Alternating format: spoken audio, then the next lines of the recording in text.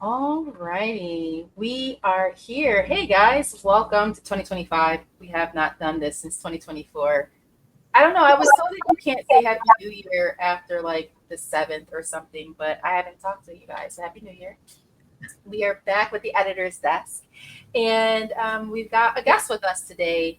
But first, I just wanted to hop in and just talk about what's going on at Generosity. We kicked off this year with our new Flourishing series, and our first article in that series has gone live this week.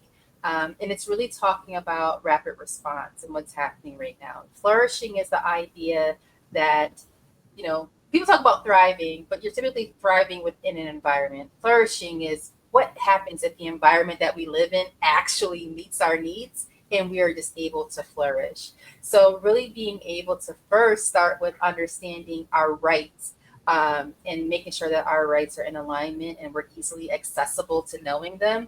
There are a lot of organizations that are conducting Know Your Rights workshops. There are some who have stopped, and I will not say any names around that. But we do have organizations that provide those workshops, but also provide insights on civic education. So I am happy to introduce our guest today, Lauren Cristella from Committee of 70. Welcome, Lauren. Thanks so much for having me. You no, it is my pleasure. You guys do amazing work in the community and in the region, and it's really needed right now. So for those who don't know, and I can't believe that nobody doesn't know, but for those who don't know what Committee 70 is, can you just give them a little bit of insight on that?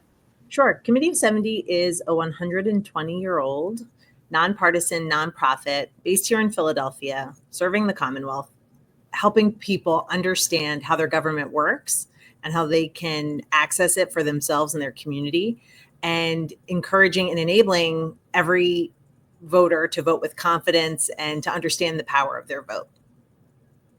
I was actually having a conversation earlier this week, and it's something that you and I have talked about before.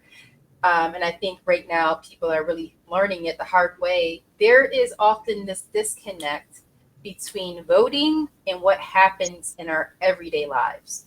Yes. Why do you think that is, and what should and can we be doing to overcome that? All the money and attention goes to getting your vote, right? Telling you your vote is so important, vote, vote, vote.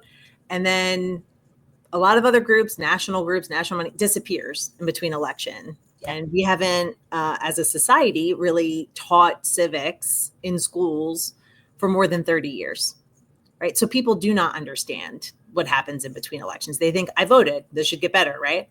And then in 2 years and 4 years, when all the attention comes back, especially to a place like Philadelphia, people are asked for their votes again. They say, well, my life didn't improve. Why should I even bother? It's a waste of my time, right? And what we want to tell people is that voting is absolutely necessary, but it is not sufficient in creating the kind of change we need and want for our communities, right? There's so much you can do in between elections, and Committee of 70 is here to do that work. And we've done that work year over year. We just really need to get out into the communities at the same level you'll see during, a big election year, to spread that word and to work with schools and everything else to get the word out. So what's interesting? I'm a little off topic. You guys know me. I'm always off topic. Not off topic, but not on my question guide. But you brought up a really good point, because after the election, we did an article at Generosity, and we had an opportunity to talk to someone from the Harris campaign and then someone from the Republican Party to really talk about engagement. And um, they really, we talked to the ward leader in South Philly that basically like flipped that ward for the city and basically the election in that favor. And they were doing engagement like this time, Yeah. that like you're right, like they saw a need and got people registered before people were even thinking about the general election. I know right now there's an election coming up. There's in Florida and some other places that I guess maybe doesn't directly impact us politically in that sense, but I'm not hearing anything really about it. Why do we only just focus on the general, like that is the only thing that matters? Yeah. And in Pennsylvania, we have elections twice a year, every year. No year is an off year, right? We'll Right. have a DA's race. There's a competitive primary this year. And in places that have an overwhelming majority of Republicans or Democrats, the primary is the election, right? By and large, the person who Mhm. wins that primary is going to go on in the general to win that seat. So the time to pay attention is now, Right. right? There's petitions happening where poll workers are on the ballot this year, right? That's a 4-year spot to serve a very important role in your community. So we're doing a ton of education about that as well. What else are you doing new at C70? We've really leaned into explaining the budget to people, because if voting is one way to really impact how your government functions, the next best attempt at influencing it is through the budget, right? So a budget is proposed, then there's budget hearings, and there's opportunities for people to let their government officials, their city council person, the mayor, know what they want to see in that budget, right? Both at the city level, that's I'm talking city, and then also at the state level, right, with your state reps and state senators and the governor. So it's big and complicated. It's a huge, multi-billion-dollar budget, and people don't even know where to start. So we've partnered with the People's Budget, Mural Arts. We partnered with the Philadelphia Citizen and others to really get the word out about how this works and what the budget looks like per person, right? Like how much are we spending per person on different things like the pension or your sanitation, right? Streets department, things like that. So we're hosting a series of programs. The first one kicked off last night to really demystify this for people, but we also do them on demand. So if there's an organization or a partner that wants our crack team of educators to work with their group and explain this process to them, and then also give information about the upcoming elections too, we can do that on demand with any group that's interested. I know Philadelphia gets several $100 million in federal funding that goes into that budget. Same with the state. With the new Republican budget and these, cuts that might be coming down or coming down, how is that shifting these budget conversations for you around the education side of it? Well, this is why people really need to pay attention and pressure their elected representatives to get the funding that Philadelphia needs to thrive and to flourish, as you said so nicely. We now have a Republican and a Democratic senator, right? And it's so closely split in these delegations that we really do need people to contact their elected officials and tell them what they want to see funded. Because even the funding that goes to the state, right, then some of that state money also comes to Philadelphia. So we're talking about a lot of money: Medicaid, Head Start, transportation funding, right? I think that didn't come through with this last round of funds that were frozen, though we were able to get a lot of it back through Governor Shapiro's lawsuit. Yeah, I think that's for him. That's nice. So you said people should be contacting their representatives, especially about this budget. Is there anything else community members should be doing in this moment that you wanted to share with them? So we have a list of 70 things on our website that you can find, just ways to, wherever you are on this civic engagement, active citizenship journey, we've got something for you, right? So if you only vote every 4 years, right, we've got things that you can do to get more engaged in between elections and in these smaller elections. If you're a super voter and you've gotten all your friends to vote and to register, think about being a poll worker. We've got everything you need to step up in that regard.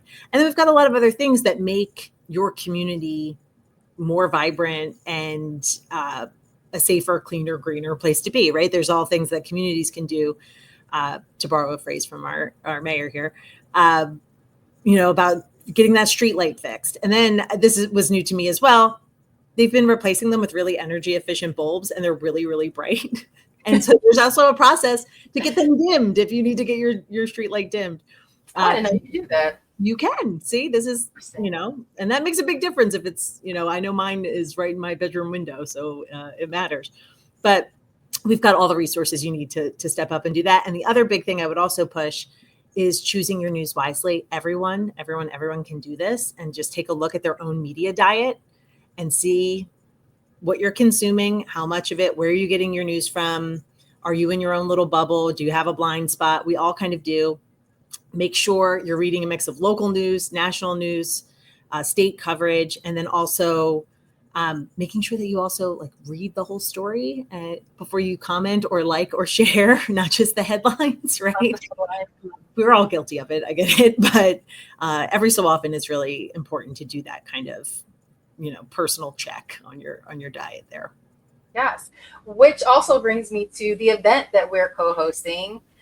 Generosity has relaunched our community newsrooms, and we are doing so this March in partnership with C70, really around this topic of civic engagement and advocacy. Being able to have an illustrious panel, including the lovely Lauren herself, to really talk about what community members can do, but then also to have our journalists and others from other outlets really to sit and engage with community members, whether you're coming with your nonprofit hat on, your community member hat, whatever it is, to hear what we can do more of, but also to share amongst ourselves and to share with media around what we need to be considering. What do you want to add to that? Like, what should people expect from your perspective or for March 26th? I think at times like this, when I think there's a lot of anxiety and a lot of like, what can I do? Or even extreme, there's nothing that can be done. This is lost. Everything is miserable. Being in community with people who care is fantastic. It is life-giving and you will learn things. You will see the people who are out there doing good work that to improve their communities and our larger communities, our city, our state.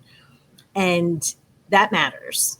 And getting access to those people so that you can contribute, whether your time, your money, your engagement, whatever that might be, amplifying their good work. That all matters. And it really isn't, there's not a cause for despair. And I think events like this emphasize that and give people, they fill your bucket enough to keep moving forward. So I strongly recommend people find events like this, other organizations. I can't believe I get paid to do this work and to be in community with people who care really strongly every single day. But I totally get that people need to find time, after their 9 to 5 and on their weekends. And we're happy to provide those opportunities too. Well, I want to first thank you for being a partner in this event. And we encourage everyone to come out. I think a big takeaway from what we're seeing at Generosity and even having these conversations with Lauren and C70 is that community is important. I know a lot of us stir, right? Like we're taking these things on, it's an onslaught of information and issues coming in every which way. And sometimes just being in community to listen, to learn, and to share in hopes of hopefully working together, or at least finding solutions to ease some of the angst that we're feeling, I think is important. I want to thank you for joining us. Is there anything you want to leave our listeners, watchers with? We have some on Instagram and some on LinkedIn watching Yes. right now. Anything you want to share? Committee of 70 on everything, all the platforms, come find us. We're sharing good content there and a lot of just how it works info so that you can be better equipped to advance the causes you care about. And then, of course, they can find us at 70, the number spelled out, .org for all of our resources. Awesome. Thank you, Lauren, for joining me today. Thanks so much. It's great to speak with you. Thank you guys for attending. Bye.